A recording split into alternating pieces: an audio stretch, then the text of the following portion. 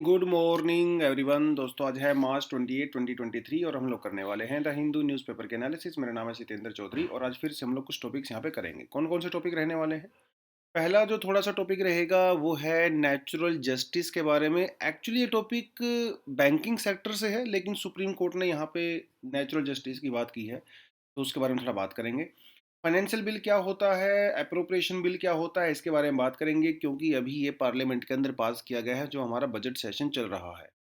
Unfortunately quinoa National park में जो चीता आए थे नामीबिया से, उसमें से एक चीता की डेथ हो गई है, तो इसके बारे में बात करेंगे। Rahul Gandhi ji member of parliament disqualify हो गए हैं। 2 साल की उनको सज़ा मिली है और अगले 6 साल तक, यानी कि 8 सालों तक वो पॉलिटिक्स से दूर रहेंगे। उसके बीच में क्या हो सकता है, क्यों ये सब हुआ है, क्या रेमेडी यहाँ पे हो सकती है, उसके बारे में बात करेंगे। ज़्यादा नहीं, क्योंकि रिपीटेड सा टॉपिक है, हल्का फुल्का देखेंगे हम यहाँ पे। ये टैक्स सेक्शन है बेसिकली आज का।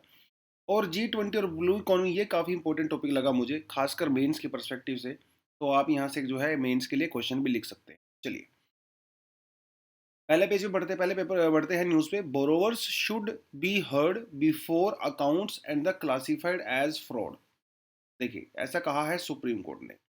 तो भैया हमारे पास कुछ रूल्स एंड रेगुलेशंस हैं, जैसे reserve bank of India frauds classification and the reporting by the commercial banks and select FIIs directions 2016। ये क्या कहता है? ये कहता है कि भाई अगर लोग किसी ने मान लो बैंक से लोन लिया है और एक समय तक वो बैंक का लोन नहीं चुका पाता है, या फिर बैंक को लगता है कि भाई उसका जो जो बोरोवर है वो इलीगल एक्टिविटी कर रहा है, इसकी वजह से नहीं चुका पा रहा है, तो उसके अकाउंट को फ्रॉड डिक्लेयर कर दिया जाता है। ये फ्रॉड है, ये जानबूझ के पैसा नहीं दे रहा है। ठीक है। अब उस केस में क्या होता है, जब किसी को फ्रॉड डिक्लेयर कर दिया जाता है तो उस आदमी का जो नाम है, उसकी जो डिटेल्स है, वो सारे बैंकों में दे दी जाती हैं। अब कोई भी बैंक में वो पैसा बोरो करने जाता है तो न उसको पैसा नहीं मिलता है। ये हुआ। अब इसके अगेंस्ट में सुप्रीम कोर्ट के अंदर एक पीआईएल फाइल किया गया और जिसमें ये कहा गया कि साहब ये तो गलत है। अब ये तो बैंक ने खुद डिसाइड कर लिया कि वो फ्रॉड है। उस आदमी से ना थोड़ी उसका पक्ष पूछा है, उसकी साइड क्या है ये भी तो आप पता करिए ना। तो सुप्रीम कोर्ट का ये कहना है कि जो प्रिंसिपल ऑफ नेचुरल जस्टिस होता है, इसे कहा जाता है ओडी ओल्ट्रम पार्टम, मतलब here the other side also.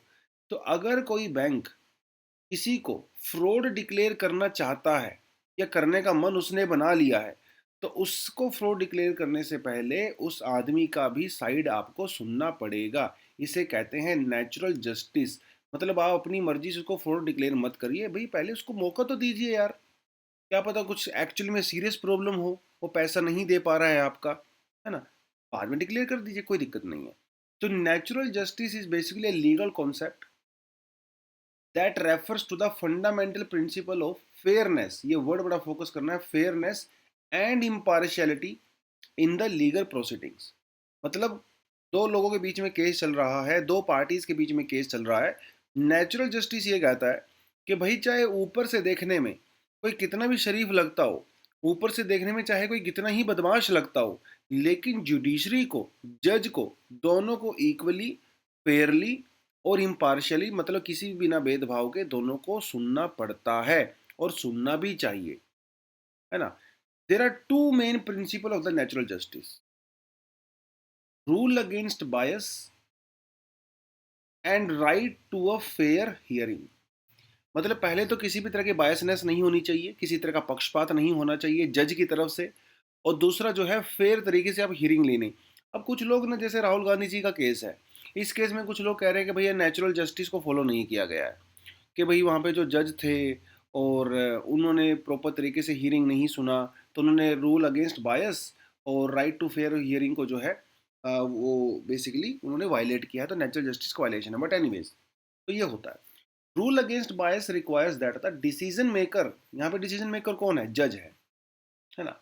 Must be impartial and not have any personal interest और bias in the outcome of the case. किसी तरह का आउटकम उसके अंदर नहीं होना चाहिए। The right to fair hearing requires that both parties, दोनों पार्टीज जो है, they should have opportunity to present their case and respond to the other parties argument. जैसे मान लो कोई मर्डर कर देता है या कोई टेररिस्ट हुआ, जैसे मान कुछ टेररिस्ट ने जो है कुछ मर्डर कर दिए, किलिंग कर दिया और वो जज के सामने गया। नेचुरल जस्टिस ये कहता है कि भाई चाहे वो मर्डर है, साफ साफ पता लग रहा है, चाहे वो टेररिस्ट भी क्यों ना हो, लेकिन नेचुरल जस्टिस ये कहता है कि उसकी साइड को सुनने का भी पूरा मौका दिया जाना चाहिए लीगल तरीके से। उसके बाद जो है आप अपनी सज़ा सुनाइए। जज को इम्पार्शियल होना चाहिए और पर्सनल इंटरेस्ट से ऊपर उठ के होना चाहिए। एविडेंस बेस्ड जो है यहाँ पे वर्डिक्ट होना चाहिए रादर देन फीलिंग बेस्ड। ठीक है, तो ये है थोड़ी चीज। हाई कोर्ट सीक्स चैट जीटीपी response on the bail plea. ये बड़ा एक इंटरेस्टिंग सा यहाँ पे थोड़ा केस आया था ये, और ये हरियाणा पंजाब हाई कोर्ट के अंदर हुआ है और ऐसा पहली बार हुआ है। बेसिकली ये किसी आदमी का केस था और उसने किसी का मर्डर कर दिया था। देखिए, मर्डर करना इज़ अ डिफरेंट थिंग, लेकिन क्रुएलिटी से मर्डर करना इज़ अ डिफरेंट थिंग। दोनों चीज़ें अलग हैं। जब मैटर में क्रुएलिटी आ जाती है ना, तो इक्वेशन पूरी बदल जाती है। किसी को आपने मार दिया नॉर्मल तरीके से, चलिए, लेकिन किसी को आपने बहुत क्रूअल तरीके से मारा है, बार बार उसको मारा है, मरे हुए आदमी को बार बार उसको टॉर्चर किया है, तो वो क्रूअलिटी वाले केस में सिचुएशन काफ़ी अलग हो जाती है। बेल मिलना बड़ा लाइक इम्पॉसिबल ही हो जाता है उस केस में, तो है ना, वो सारी चीज़ें। तो अभी पंजाब हरियाणा हाई कोर्ट के अंदर एक केस आया। तो पहली बार ऐसा हुआ इंडिया में कि जुडिशरी ने लीगल तरीके से चैट जीटीपी का जीपीटी का यूज़ किया। और उन्हें क्यों किया? चैट जीपीटी का यूज़ किया गया कि भाई दुनिया भर में जो क्रुएलिटी को लेके जो कानून है और क्रुएलिटी को लेके जो वर्डिक्ट्स आए हैं, वो क्या क्या है, उसको कंपेयर करने के लिए किया है। और इसमें ज़्यादा कुछ है नहीं, इतनी आपको पता होना चाहिए। जब उन्होंने पूछा चैट जीपीटी से, क्या क्वेश्चन पुट किया गया चैट जीपीटी में? What is the jurisprudence on bail when the assailant assaulted with cruelty? देखिए, कोई किसी का नॉर्मल मर्डर करता है, गुस्से में मर्डर किया, कुछ भी हुआ, उस केस में बेल का प्रोविजन नॉर्मल होता है। लेकिन जब कोई क्रुएलिटी से मर्डर करता है, सिचुएशन बदल जाती है। तो चैट जीपीटी ने क्या रिस्पॉन्स किया? The jurisprudence on the bail for the cases where the assailant, मतलब जो आदमी क्रिमिनल है, have assaulted with cruelty will depend on the specific circumstances. Okay ji.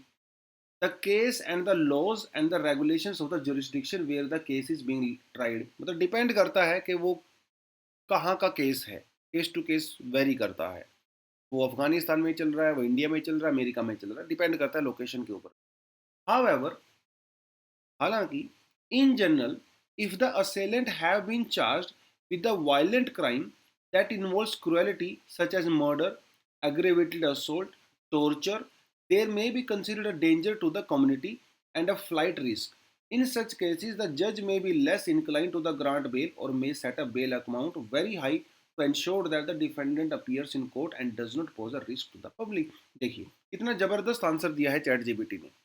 Chat GPT का ये कहना है कि भाई, अगर कोई आदमी किसी का मर्डर करता है या उसको टॉर्चर करता है, क्रुएलिटी करता है, हालांकि ये डिपेंड करता है केस टू केस बेसिस पे, लेकिन जब क्रुएलिटी इन्वॉल्व होती है ना, तो जज को उस आदमी के ऊपर लीनियंट नहीं होना चाहिए, स्ट्रिक्ट होना चाहिए। क्योंकि अगर उसको बेल दे दिया गया तो वो देश छोड़ के भाग सकता है, वो अपने एविडेंस के साथ जो है थोड़ी छेड़खानी कर सकता है। तो ऐसे केस में या तो बेल अवॉइड करें, या फिर जो बेल का अमाउंट होता है वो इतना ज़्यादा रखें, जैसे 10 लाख रुपए, 15 लाख रुपए, 50 लाख रुपए, कि वो आदमी देश छोड़ के ना भागे। और वो, क्योंकि अमाउंट बहुत ज़्यादा है बेल का, तो वापस वो हियरिंग पे आ जाए। देखिए, जो बेल का अमाउंट होता है वो जुडिशरी के पास हमेशा नहीं रहता है। बेल किसी को दी जाती है on the basis of amount, ये इसीलिए दिया जाता है ताकि वो आदमी वापस आए। अगर वो नहीं आएगा हियरिंग पे, तो उसका जो बेल वाला अमाउंट होता है उसका जब्त कर लिया जाता है। तो अगर किसी आदमी के ऊपर 1 करोड़ रुपए का बेल दिया है, तो अगर आदमी नहीं आएगा तो भाई 1 करोड़ रुपये आपका गया। तो इसलिए वो आदमी आएगा क्योंकि उसको 1 करोड़ रुपये अपना बचाना है। तो ये चक्कर होता है, इसलिए बेल का अमाउंट बहुत हाई रखा जाता है कई cases. Amid protest financial bill approved by the both houses. वैसे तो आपको पता है आजकल पार्लियामेंट में क्या चल रहा है ना, दोनों तरफ से भाई अपने अपने हथियार लेके बैठी हुई हैं दोनों पार्टीज। उधर से एक तरफ जो पावर में गवर्नमेंट है, वो राहुल गांधी से कह रहे हैं माफ़ी मांगिए। उधर से जो अपोजिशन है वो काले कपड़े पहन के पहुंची है, देखिए, ब्लैक ड्रेसेस।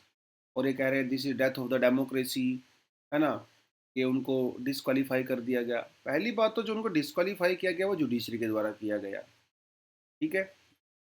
और ये 2019 का केस था। और ऐसा भी नहीं है कि भी ये सेंट्रल गवर्नमेंट ने किसी ने केस डाला था जुडिशरी के अंदर, वो एक एमएलए थे राजा गुजरात के अंदर ही, और वो मोदी कम्युनिटी से ही बिलोंग करते थे, उन्होंने वो केस डाला है ना। तो हालांकि जब पॉलिटिकल रैलीज वगैरह होती हैं बहुत सारी ऐसी बातें बोली जाती हैं। पास्ट के अगर आप एग्जाम्पल उठा के देखें, बहुत सारी बातें बोली गई हैं दोनों तरफ से, भयानक से भयानक, गंदी से गंदी बातें बोली गई हैं। फैमिली मेम्बर्स के ऊपर अटैक किया गया है, किसी को बाल गर्ल बोल दिया गया, किसी को मौत का सौदागर बोल दिया गया, ऐसी बहुत सारी बातें बोली गई हैं। ऐसा पहली बार तो हुआ नहीं है।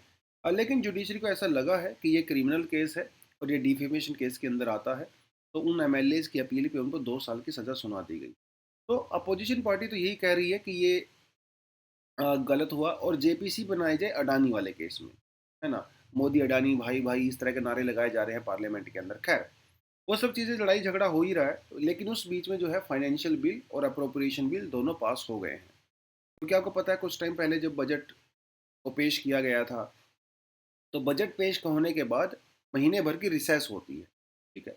उस रिसेस में क्या होता है, जो एस्टिमेट होते हैं, एस्टिमेट बजट होता है बेसिकली वो, अ, उस दौरान वो जो एस्टिमेट बजट होता है वो स्टैंडिंग कमिटीज़ के पास जाता है।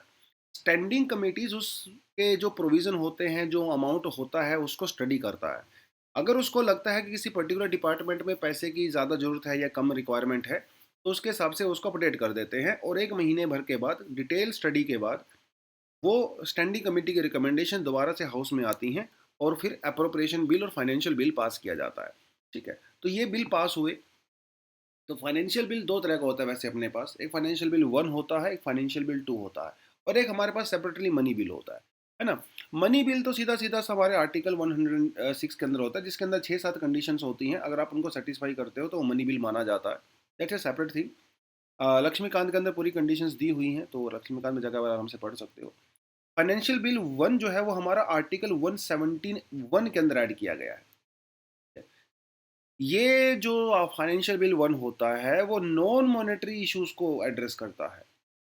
जो मनी बिल होता है वो मॉनेटरी बिल्स को जो है वो टारगेट करता है, ठीक है। ये थोड़ा आपको पता होना चाहिए। फाइनेंशियल बिल जो 1 होता है, ये 2 आस्पेक्ट में बिल्कुल मनी बिल जैसा होता है, उसके अलावा बिल्कुल डिफरेंट होता है। जैसे मनी बिल को मनी बिल को सिर्फ और सिर्फ लोकसभा में इंट्रोड्यूस किया जा सकता है, वैसे ही फाइनेंशियल बिल 1 को भी सिर्फ और सिर्फ लोकसभा में ही इंट्रोड्यूस किया जा सकता है, राज्यसभा में नहीं होता है। दूसरी चीज, मनी बिल को इंट्रोड्यूस करने से पहले प्रेसिडेंट की परमिशन लेना मस्ट होता है, वैसे ही फाइनेंशियल बिल 1 को इंट्रोड्यूस करने से पहले प्रेसिडेंट की रिक्वायरमेंट होती है परमिशन की। इन 2 चीज़ों के अलावा financial bill 1 is like an ordinary bill, ठीक है। फाइनेंशियल बिल मनी बिल से कैसे अलग है वो आपको बता दिया। मतलब ये तो जो चीज़ें सिमिलर हो गई, लेकिन कुछ चीज़ें अलग भी होती हैं। जैसे फाइनेंशियल बिल को राज्यसभा के द्वारा रिजेक्ट किया जा सकता है, लेकिन मनी बिल को रिजेक्ट नहीं किया जा सकता। मनी बिल वाले केस में कोई जॉइंट सेशन नहीं होता है, लेकिन फाइनेंशियल बिल वाले केस में यस, जब डेडलॉक होता है तो एक, क्योंकि डेडलॉक तो ऑर्डिनरी बिल के जैसा ही होता है, तो उस केस में आपका जॉइंट सेशन यहाँ पे हो सकता है। मनी बिल को जो है रिजेक्ट नहीं किया जा सकता, लेकिन फाइनेंशियल बिल को हमारे जो प्रेसिडेंट हैं वो उनको रिजेक्ट भी कर सकते हैं, रिकमेंडेशन के लिए दोबारा भी भेज सकते हैं, ठीक है। वो सब यहाँ पे होता है। फाइनेंशियल बिल जो 2 होता है ये आपका आता है आर्टिकल 117(3) के अंदर, और ये ऊपर वाला आता है 117(1) के अंदर, दोनों में फ़र्क है। और मनी बिल आता है आर्टिकल 110 के अंदर। फाइनेंशियल बिल जो 2 है किस चीज़ से डील करता है, expenditure from the consolidated fund of India, और it excludes any money bill matter. तो आर्टिकल 110 वाले किसी मैटर को ये कवर नहीं करता है, और ये एक लाइक एन ऑर्डिनरी बिल के जैसा ही होता है। लेकिन जो कंसोलिडेटेड फंड ऑफ इंडिया का जो मैटर होता है उसके अंदर से जो पैसा वगैरह निकालना होता है वो फाइनेंशियल बिल 2 के अंदर में इंक्लूड होता है। अब जब देखिए हमारे बजट के अंदर बहुत सारे ऐसे प्रोविजंस होते हैं, जब हम लोग कंसोलिडेटेड फंड ऑफ इंडिया से पैसा निकालते हैं, टैक्स रेट्स वगैरह, कुछ नए टैक्स को इंट्रोड्यूस वगैरह किया जाता है ना, ये तो बजट का काम होता है। तो उस केस में फाइनेंशियल बिल को इंट्रोड्यूस करना ज़रूरी होता है। हमारे पास एक होता है appropriation bill. Appropriation bill appropriation bill का मतलब क्या होता है, देखिए, बिना पार्लियामेंट की परमिशन के गवर्नमेंट हमारे कंसोलिडेटेड फंड ऑफ इंडिया से 1 रुपया भी नहीं निकाल सकती। और बजट में क्या होता है, बजट में सरकार को परमिशन लेनी पड़ती है कि भाई साहब मुझे इतना पैसा यहाँ से निकालना है, लेकिन उसके लिए पार्लियामेंट की रिक्वायरमेंट चाहिए आपको। तो अप्रोप्रिएशन बिल एक्चुअली परमिशन होती है। अप्रोप्रिएशन बिल पास करवाने से पार्लियामेंट की परमिशन ली जाती है कि हमें कंसोलिडेटेड फंड ऑफ इंडिया से पैसा निकालने दीजिए, क्योंकि देश में बहुत खर्चे होते हैं। समझिए आप इस चीज़ को। Appropriation bill is the permission which is taken from the parliament so that government can spend money from the consolidated fund of India, because government has lot of expenses। ये होता है अप्रोप्रिएशन बिल। पूरा procedure क्या होता है, पहले budget पेश किया जाता है, बजट पेश करने के बाद जो है फाइनेंशियल बिल पास किए जाते हैं, जिसमें कुछ रेवेन्यू वगैरह को इंक्रीज या डिक्रीज करना होता है एक्सपेंडिचर के लिए। फिर हमारे पास डिमांड ऑफ ग्रांट्स आती हैं। वो जो स्टैंडिंग कमेटी होती है वो हर डिपार्टमेंट की मिनिस्ट्री की रिक्वायरमेंट को देखती है और उसके बाद रिकमेंड करती है कि इस मिनिस्ट्री को कितनी डिमांड है पैसे की।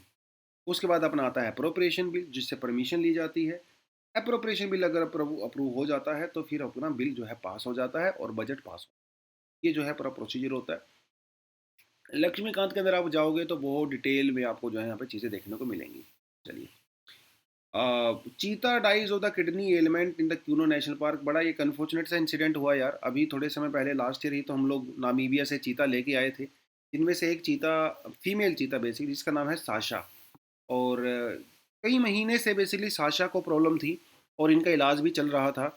इवन नामीबिया से डॉक्टर आए थे और हमारे यहाँ पे बड़े जो अच्छे अच्छे डॉक्टर थे वो उनको ट्रैक कर रहे थे, बट बचा नहीं पाए अनफॉर्चुनेटली, और साशा की डेथ हो गई है। इनका जो डेथ हुआ है वो किडनी फेलियर से हुआ है बेसिकली, ठीक है, किडनी फेलियर से हुआ है। और किडनी फेलियर जो चीता के अंदर यूजली होता है वो क्रिएटिन लेवल जब बहुत हाई हो जाता है बॉडी में तब होता है क्रिएटिन लेवल। तो ये क्रिएटिन जो है बेसिकली एक मॉलिक्यूल है, ठीक है। ये मॉलिक्यूल अपनी बॉडी को सोर्स प्रोवाइड करवाता है और ये लीवर के अंदर जनरेट होता है, ठीक है।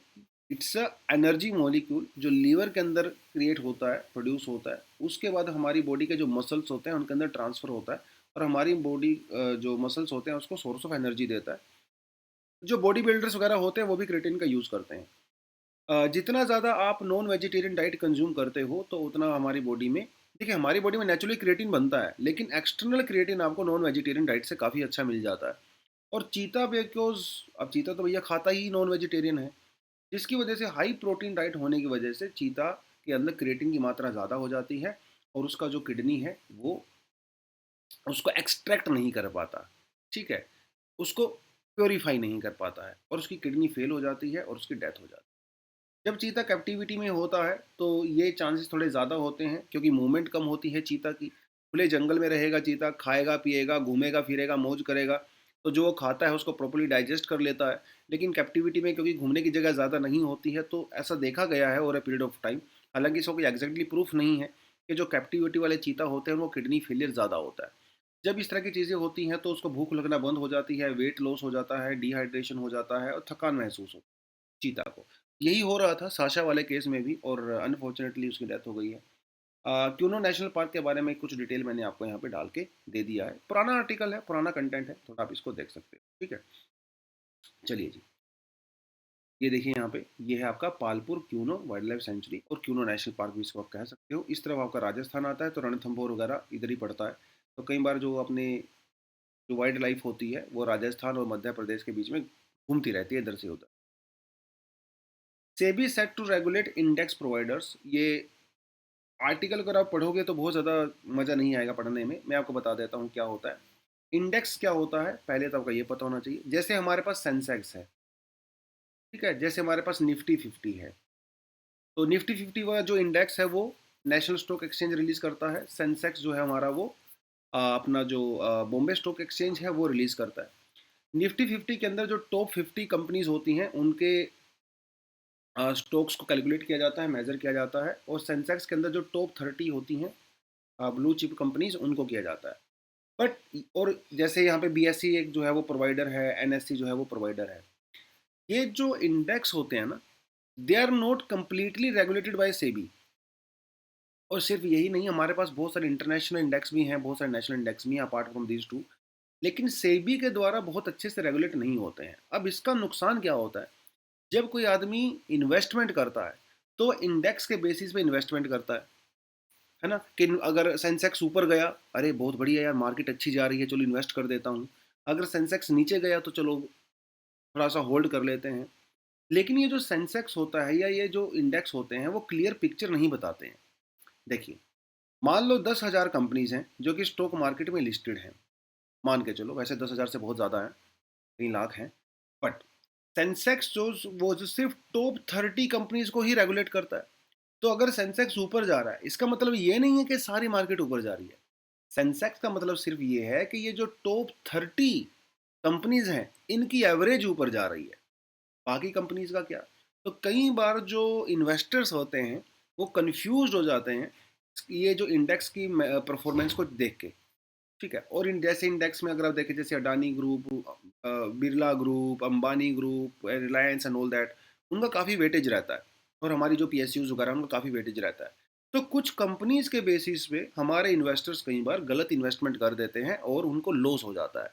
तो अभी ये डिसीजन लिया गया है कि जो सेबी है, हमारा security exchange board of India है, उसको स्पेशल पावर दे दी गई है कि वो इंडेक्सेस को भी रेगुलेट करेगा। इन इंडेक्सेस को अपनी पूरी इन्फॉर्मेशन देनी पड़ेगी, कोई अपडेशन होता है वो देना पड़ेगा, इनको टाइम पीरियड बताना पड़ेगा, इनको स्पेशल कमेटी बनानी पड़ेगी और इनको ऑडिट भी करवाना पड़ेगा। तो अभी इनके ऊपर थोड़ा सा शिकंजा कस दिया गया है, बिकॉज अडानी वाले केस के बाद सेबी के ऊपर बहुत सारे सवाल खड़े हो रहे थे। ये है बस पूरा मामला। An index is a method of the measuring a change in the value of the group of securities forming part of such an index. वही मैंने आपको बताया, जैसे बॉम्बे स्टॉक एक्सचेंज है। तो ये क्या है? जो स्टॉक्स की वैल्यू होती है एक किसी कंपनी की, उसके चेंजेस को मेजर करता है, वो इंक्रीज हो रहा है या डिक्रीज हो रहा है, इसे हम लोग कहते हैं इंडेक्स। ठीक है, चलिए। सेबी के बारे में स्लाइड मैंने आपको दे दिया है, सेल्फ स्टडी के लिए है, आप इसको आराम से बैठ के पढ़ सकते हो।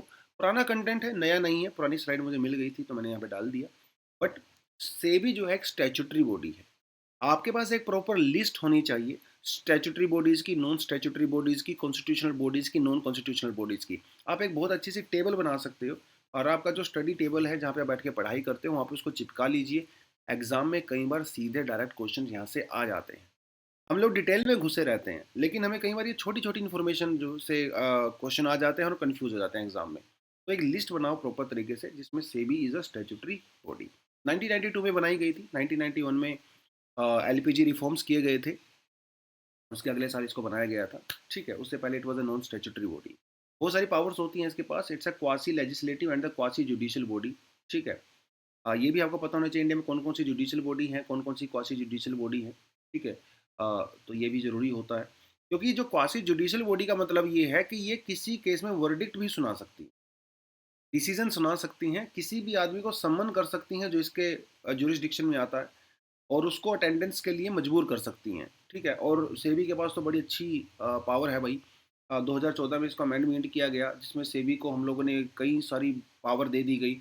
अब ये रेड भी कर सकते हैं, और जो डॉक्यूमेंट वगैरह होते हैं वो सीज भी कर सकते हैं। काफ़ी ज़्यादा पावर है इनके हाथ में। थोड़ा सा ये केस देख लेते हैं, राहुल गांधी जी वाला। थोड़ा क्या है, हालांकि ज़्यादा डिटेल में तो जाऊंगा नहीं मैं, क्योंकि ऑलरेडी कई बार इसको हम लोग पढ़ चुके हैं। देखिए, उनको कर दिया गया है डिसक्वालीफाई। तो अगर कोई प्रोविज़न क्या कहता है, आरपी एक्ट ये कहता है कि अगर कोई आदमी 2 साल या उससे ज़्यादा अगर उसको सज़ा मिल जाती है तो वो आदमी नेक्स्ट 6 ईयर्स के लिए इलेक्शन नहीं लड़ सकता। ठीक है, मतलब 2 साल ये और 6 साल ये, 2 + 6, 8 ईयर्स हो गया। जिस दिन वर्डिक्ट सुनाया जाता है उसी दिन से इमीडिएट इफेक्ट के साथ वो डिस्क्वालीफाई हो जाता है। ठीक है, अब आप सोच रहे होंगे कि सर क्या वो अपील नहीं कर सकते? बिल्कुल कर सकते, लेकिन डिस्क्वालिफिकेशन उसी दिन से शुरू हो जाती है। ठीक है, आप अपील करिए, वो होती रहेगी, उसमें सुप्रीम कोर्ट कोर्ट अपना काम करेगा, लेकिन इमीडिएट डिस्क्वालिफिकेशन हो जाती है। अब देखिए क्या कहता है।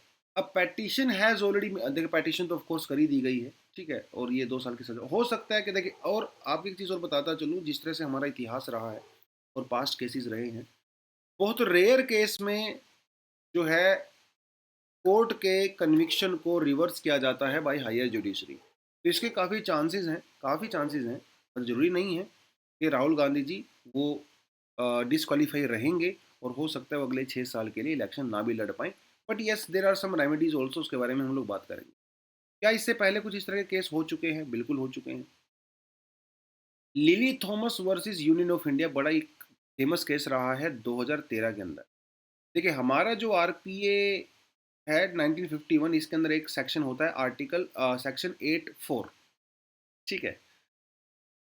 सेक्शन 8(4) को सुप्रीम कोर्ट के द्वारा स्टक डाउन कर दिया गया था। ये क्या है थोड़ा को बताता चलता हूँ मैं क्या है। देखिए, 2013 में सरकार ने क्या किया, आरपीए 1951 को अमेंड किया और उसके अंदर सेक्शन ऐड किया 8(4). ये सेक्शन ये कहता है कि भाई किसी को अगर 2 साल की सज़ा हो जाती है तो उसे इमीडिएटली डिस्क्वालीफाई ना किया जाए, उसको 3 महीने का समय दिया जाए हायर कोर्ट में अपील करने के लिए, और इस 3 महीने में वो पर्सन जो है अपने पद के ऊपर, यानी कि मेंबर ऑफ पार्लियामेंट या फिर एमएलए, रह सकता है। ये सरकार ने 2013 में प्रोविजन किया था lily Thomas versus union of India वाले केस में। कि लिली थॉमस जो है वो कांग्रेस के जो है मेंबर थे, he was the member of parliament. उनको मिल गई थी 2 साल से ज़्यादा की सज़ा, उनको डिस्क्वालीफाई कर दिया गया था। ये सब हुआ। बाद में फिर एक ऑर्डिनेंस भी लेके आए, सरकार लेके आई 2013 में, कांग्रेस की सरकार थी। उसके अंदर भी यही कहा गया कि इमीडिएट डिस्क्वालिफिकेशन ना की जाए, क्योंकि उस समय लालू प्रसाद यादव वाला केस भी चल रहा था, उनको भी डिस्क्वालीफाई कर दिया गया था, उनको भी 2 साल से ज़्यादा की सज़ा हो गई थी। और इंटरेस्टिंगली उस समय राहुल गांधी ने अपनी ही सरकार के ऑर्डिनेंस को अपोज किया था। इवन उन्होंने तो ऑर्डिनेंस की कॉपी को फाड़ के भी फेंक दिया था, और मीडिया में ये कहा था कि ये नहीं होना चाहिए। अगर कोई मेंबर ऑफ पार्लियामेंट को या किसी एमएलए वगैरह को अगर सज़ा होती है, तुरंत इमीडिएट इफेक्ट के साथ उनको डिस्क्वालीफाई कर दिया जाए, ऐसा राहुल गांधी जी ने प्रेस कॉन्फ्रेंस में कहा था। वो ऑर्डिनेंस पास नहीं हो पाया। सोच के देखिए, अगर वो ऑर्डिनेंस पास हो जाता उस समय और राहुल गांधी जी उसको अपोज नहीं करते, तो आज राहुल गांधी जी डिस्क्वालीफाई नहीं होते। कुछ लोग इसे जो है कर्मा भी कह रहे हैं, ठीक है। तो कम से कम उनको टाइम तो मिलता है ना। तो ये जो जो सेक्शन 8(4) है जो सरकार ने ऐड किया था, इसको सुप्रीम कोर्ट ने कर दिया अनकॉन्स्टिट्यूशनल, डिक्लेयर कर दिया बेसिकली, ठीक है। इसके अंदर और भी कई सारी चीज़ें आती हैं, तो हर चीज़ के ऊपर मैं नहीं जाऊँगा। बट आपको ये पता होना चाहिए कि ये जो 3 महीने का समय है, अब तो अप्लाई नहीं होगा। अब क्या अप्लाई होगा? देखिए, दो चीज़ें हैं यहाँ पे। मान लो मान लो 20 अगस्त को 2 साल की सज़ा सुनाई गई, ठीक है। आप कोर्ट में चले गए, अगले ही दिन 21 अगस्त को कोर्ट में चले गए। कुछ महीने बाद, मान लो 20 सितंबर को कोर्ट का वर्डिक्ट आया कि आपकी जो डिस्क्वालिफिकेशन है उसे रिवोक कर दिया जाए, या फिर आपकी सज़ा 2 साल से कम कर दी जाए। देखिए, अगर आपकी सज़ा 2 साल से कम हो जाती है तो फिर कोई दिक्कत नहीं है, 2 साल या उससे ज़्यादा का प्रोविज़न है। अब इसमें 1 महीना भर लग गया कम से कम। अब आपकी जो डिस्क्वालिफिकेशन है वो कहाँ से स्टार्ट होगी? क्या आपकी डिस्क्वालिफिकेशन 20 अगस्त से स्टार्ट होगी, या वो 20 सितंबर से स्टार्ट होगी? कोर्ट का ये कहना है कि जब आपको सज़ा मिलती है, तुरंत के तुरंत आप डिस्क्वालीफाई हो जाओगे। जो स्टे ऑर्डर लिया है हायर कोर्ट ने, उस केस में नहीं होगा। अब इसमें होता क्या है, जब आपको डिस्क्वालीफाई कर दिया जाता है तो आपकी सीट वेकेंट हो जाती है, ठीक है। इलेक्शन कमीशन ऑफ इंडिया उस वेकेंट सीट पे इलेक्शन करवाती है, बाईपोल करवाती है। अब मान लो क्या हुआ कि भैया बाईपोल हो गए, बाईपोल होने के बाद नया मेंबर ऑफ पार्लियामेंट आ गया, और उस बीच में आपका जो कन्विक्शन था वो भी रिवोक हो गया। तो क्या आप वापिस आके ये बोलोगे कि अरे यार, तो मेरी सीट थी, इस पे तो बाईपोल करवा दिया गया, अब तुम रिजाइन करो? ऐसा नहीं होता है। कोर्ट ने कहा कि ये प्रैक्टिस नहीं चलेगी। अगर कोई डिस्क्वालीफाई हो गया तो हो गया है, वहाँ पे दोबारा से इलेक्शन होंगे और जो नया वहाँ पे सिस्टम लागू होगा। अब ये एक इंटरेस्टिंग से ऐसा ही केस आया था, तमिलनाडु से केस आया था, जब जयललिता जी जो है उनको डिस्क्वालीफाई कर दिया गया था करप्शन केस में, और उनकी मेंबरशिप रद्द हो गई थी। 2014 का ये केस है। हुआ ये कि उनके उनकी सीट तो वैकेंट हो गई ऑफ कोर्स। फिर वो चली गई कर्नाटका हाई कोर्ट में। जब तक वो कर्नाटका हाई कोर्ट से स्टे ऑर्डर लेके आती, तो उनकी सीट पे बाई इलेक्शंस हो चुके थे। ठीक है, बाई इलेक्शन हो चुके थे। और बाई इलेक्शन होने के बाद फिर वो दोबारा से उन्होंने इलेक्शन लड़ा, दोबारा से वो असेंबली में आई और दोबारा से चीफ मिनिस्टर बनी। ऐसा ही केस इस समय लक्षद्वीप से भी चल रहा है, मोहम्मद फैजल वाला। और मोहम्मद फैजल को भी 10 साल की सज़ा सुनाई गई, सज़ा सुना दी गई। उनकी सीट पे बाई इलेक्शन हुआ और उस बीच में केरला हाई कोर्ट ने उनकी कन्विक्शन के ऊपर स्टे लगा दिया। तो क्या अभी वो अपनी सीट को क्लेम कर सकते हैं? अभी वो केस चल रहा है, लेट्स सी उसमें क्या होता है। ऐसा ही केस जो है आजम खान वाला केस हुआ था उत्तर प्रदेश में। आजम खान को सज़ा मिली 2 साल से ज़्यादा की। उनकी सीट को वैकेंट कर दिया गया, उस पर बाई इलेक्शन हुए और जब वो हायर कोर्ट में गए स्टे लेने के लिए, उनको स्टे नहीं मिला, तो उनकी सीट पे जो है बाई इलेक्शन हुआ। तो अभी क्या सॉल्यूशन है राहुल गांधी जी के पास? राहुल गांधी जी के पास ये सॉल्यूशन बनता है, क्योंकि ये क्रिमिनल केस है। ठीक है, तो वो सीधा सुप्रीम कोर्ट में नहीं जा सकते। पहले उनको सूरत सेशन कोर्ट में ही जाना पड़ेगा अपील करने के लिए। तो पहले तो वहाँ समय लगेगा, उसके बाद वो हाई कोर्ट जा सकते हैं। हाई कोर्ट ने अगर अपील को खारिज कर दिया गया, कन्विक्शन को स्टे नहीं लगाया, उसके बाद वो सुप्रीम कोर्ट में जा सकते हैं। लंबा प्रोसीजर है। इस बीच में जो उनकी सीट है वेनाड में, वो वेकेंट हो गई है। इलेक्शन कमीशन ऑफ इंडिया भी वहाँ पे जल्दी ही बाईपोल जो है वो डिक्लेयर कर देंगे।